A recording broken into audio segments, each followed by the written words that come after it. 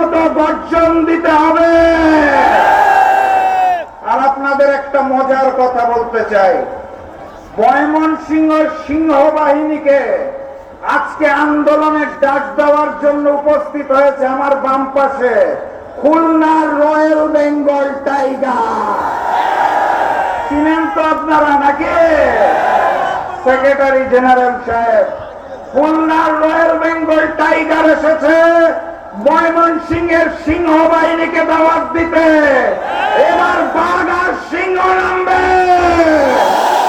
নতুন দালালেরা সিরিয়াল আর লন্ডনে পালিয়ে যাবে।